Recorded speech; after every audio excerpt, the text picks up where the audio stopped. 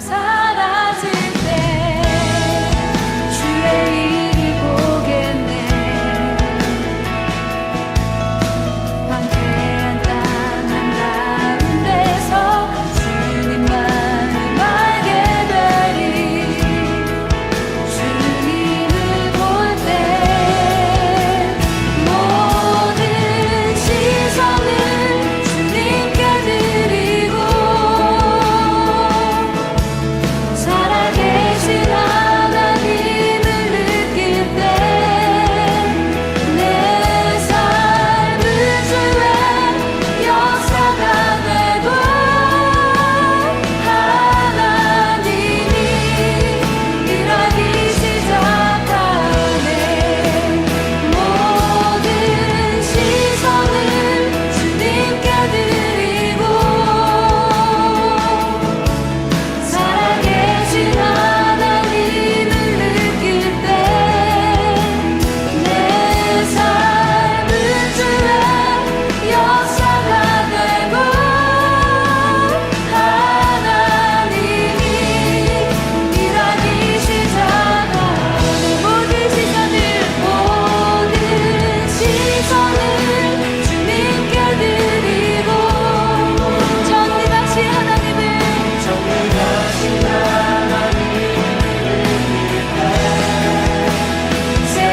세상은 주의 나라가 되고 하나님이 일하기 시작하네.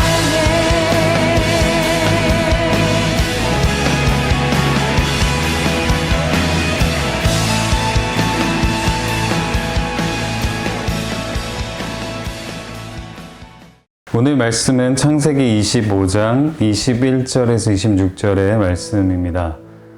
이삭이 그의 아내가 임신하지 못하므로 그를 위하여 여호와께 간구하매 여호와께서 그의 간구를 들으셨으므로 그의 아내 리브가가 임신하였더니 그 아들들이 그의 태 속에서 서로 싸우는지라 그가 이르되 이럴 경우에는 내가 어찌할꼬 하고 가서 여호와께 묻자온대 여호와께서 그에게 이르시되 두 국민이 내 태중에 있구나.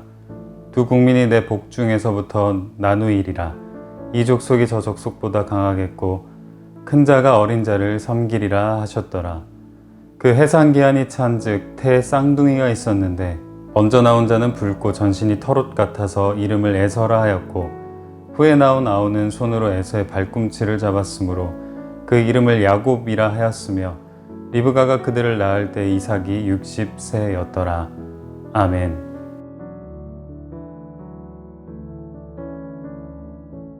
(2021년) 하반기 온라인 어머니 기도회에 함께한 모든 어머니들을 주님의 이름으로 환영합니다.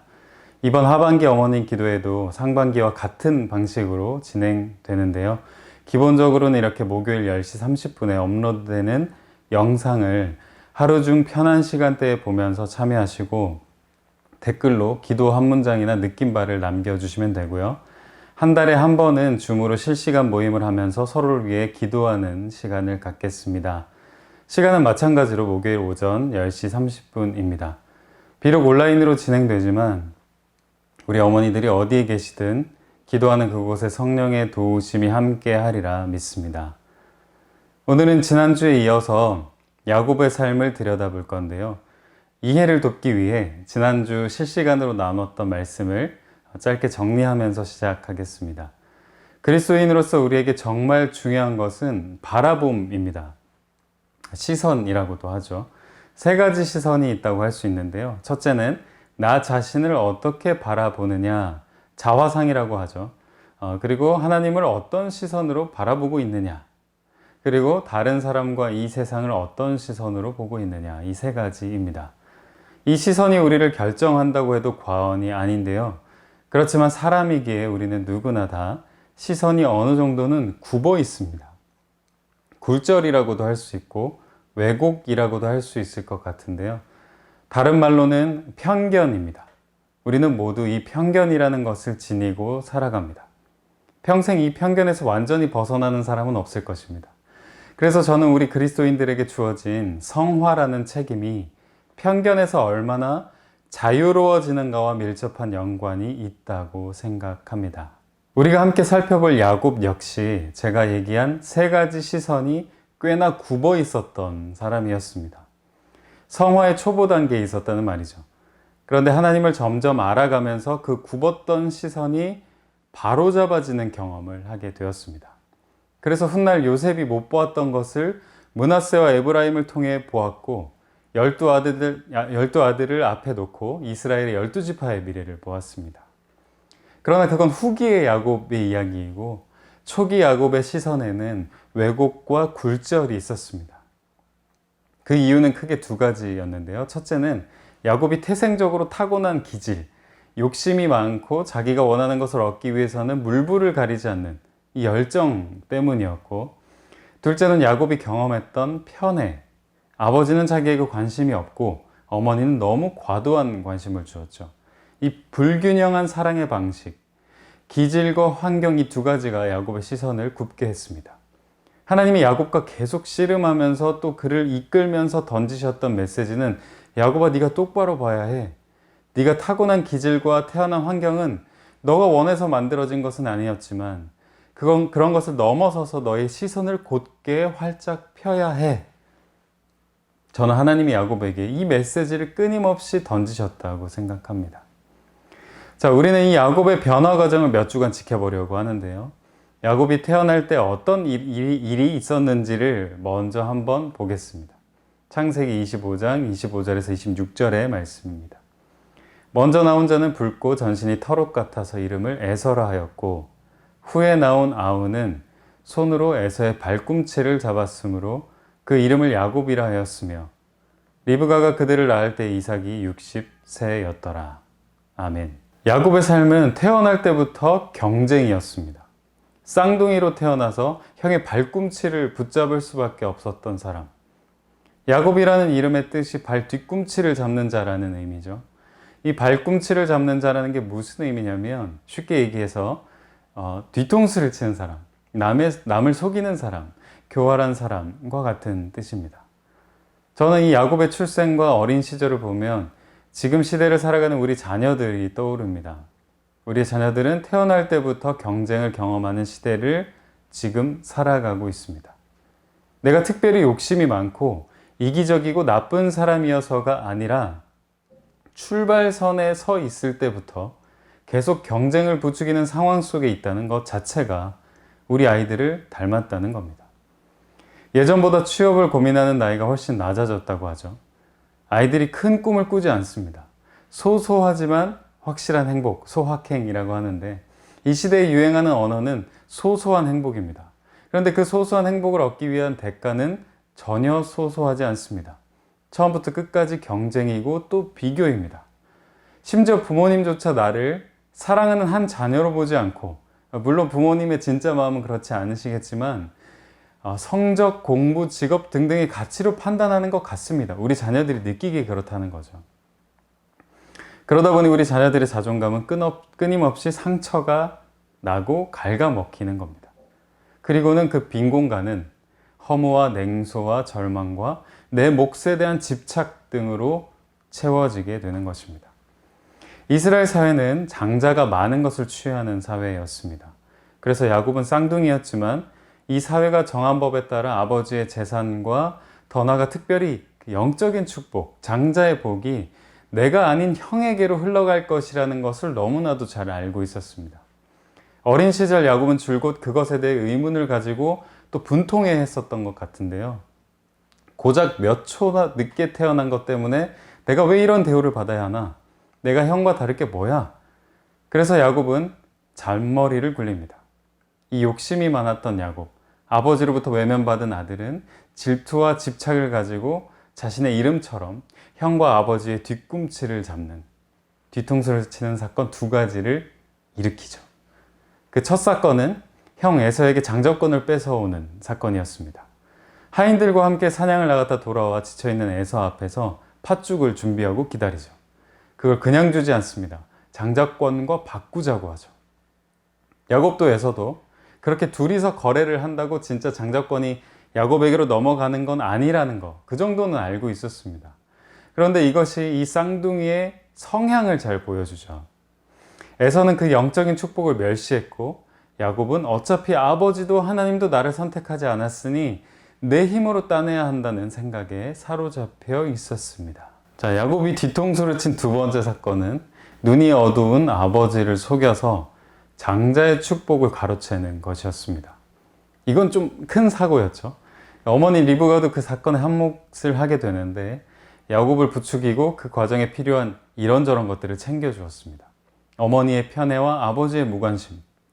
결국 야곱은 자신의 수완으로, 자신의 조바심으로 아버지를 속이고 장자의 축복을 받아냅니다. 그러니까 이 두 사건을 통해 우리는 야곱의 시선이 많이 왜곡되어 있다는 것을 알 수 있습니다. 아버지도 하나님도 나를 버렸다. 내가 원하는 걸 얻기 위해서는 내가 미친 듯이 몰입해서 집착해서 따내야 한다.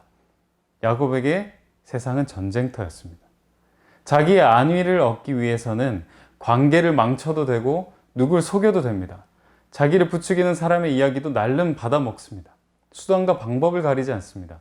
이게 야곱이라는 사람의 DNA였습니다.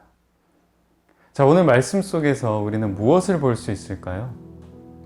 먼저 누구에게나 다 왜곡된 또는 굽어진 시선은 있다는 것입니다. 나와 하나님과 세상을 바라보는 이 시선, 타고났든 환경에 의해서든 우리는 고린도전서 13장에서 바울이 말한 것처럼 얼굴과 얼굴을 대하여 보지 못하고 거울로 보는 것처럼 희미하게 보고 있습니다. 이것이 우리 자녀들에게도 있을 것입니다. 부모님이 형성해 준 것도 그런 부분도 당연히 있겠죠.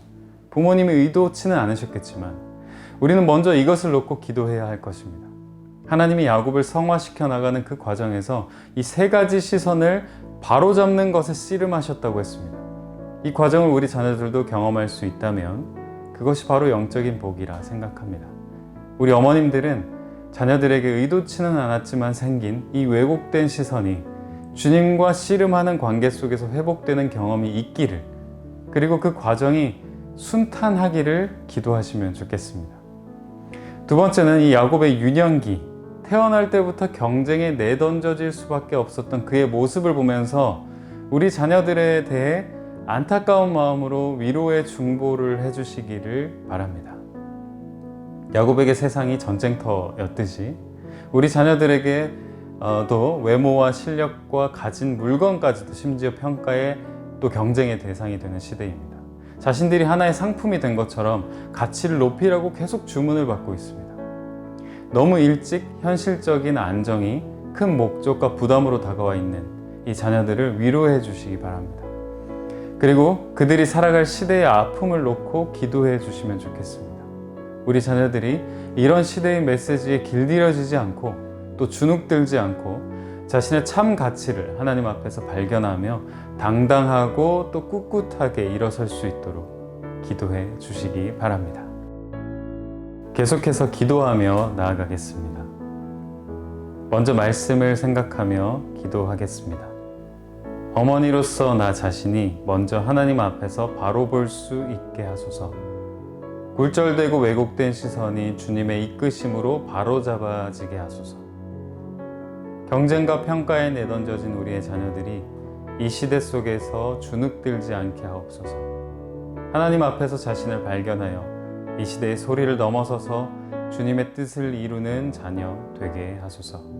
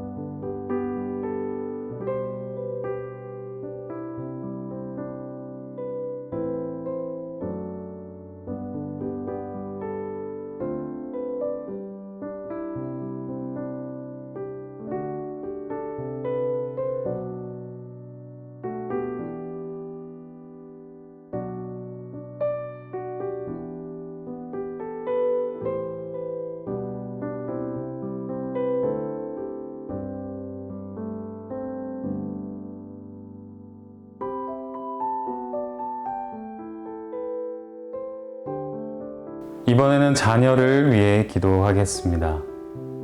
자녀들이 하나님과의 관계를 최우선으로 생각하도록 신앙의 기초가 바로 세워지게 하소서. 자녀들의 약함을 아시는 주님, 그들의 연약한 모습과 그릇된 습관, 반복되는 문제를 이겨낼 수 있는 용기와 힘을 주소서. 자녀들의 학업, 진로, 취업, 결혼 등 삶의 중요한 지점에서 하나님의 인도하심을 경험하게 하소서. 수험생 자녀들에게 지혜와 집중력을 주시고 끝까지 포기하지 않고 달려나갈 수 있도록 함께하여 주옵소서.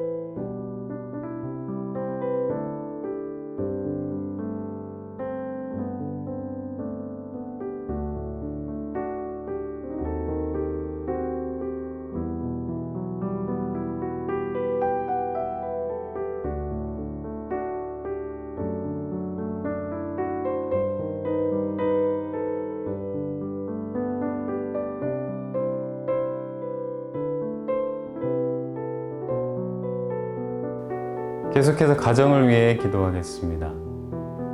믿음의 가정이 되게 하옵소서. 주님을 삶의 최고의 가치로 두고 믿음 안에 서로를 이해하고 세워주며 하나가 되게 하소서.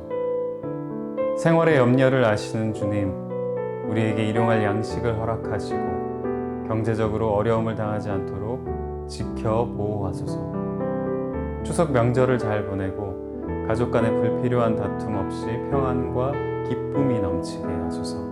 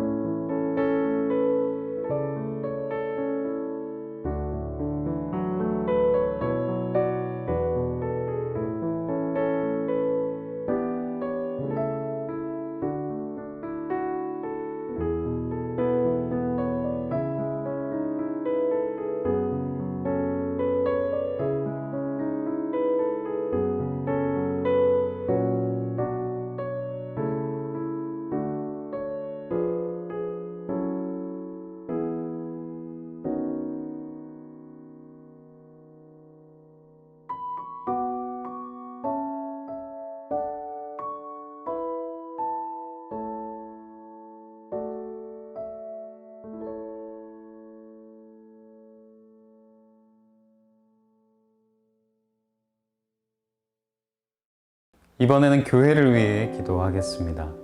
한 사람 한 사람이 말씀 앞에 바로 서서 자신을 낮추는 교회 되게 하소서. 자신보다 남을 더 낮게 여기며 겸손한 공동체가 되게 하소서. 코로나로 공동체성이 사라져가는 교회를 붙드시고 각 사람의 신앙이 무너지지 않게 지켜주소서. 코로나 이후 시대를 준비하며 세상과 소통하며 주님의 빛을 비추는 교회 되게 하소서.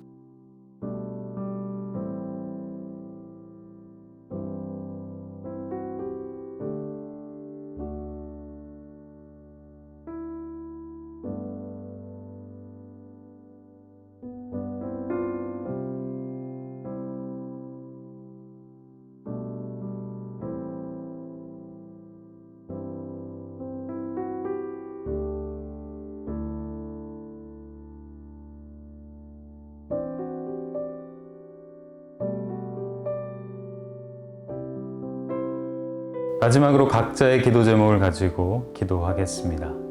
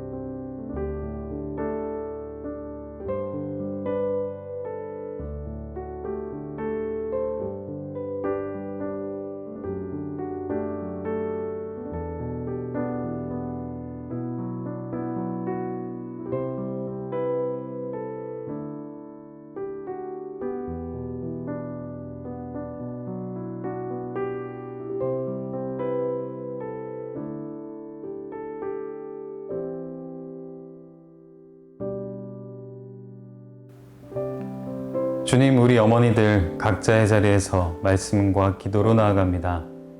반복되는 삶이지만 주님께서 함께 하시면 늘 새로움을 경험하리라 믿습니다. 자녀들을 믿음으로 양육하고 바르게 이끄는 본이 되게 하시고 매일의 삶 속에서 주님 주신 기쁨이 넘치게 하옵소서. 예수 그리스도의 이름으로 기도합니다. 아멘.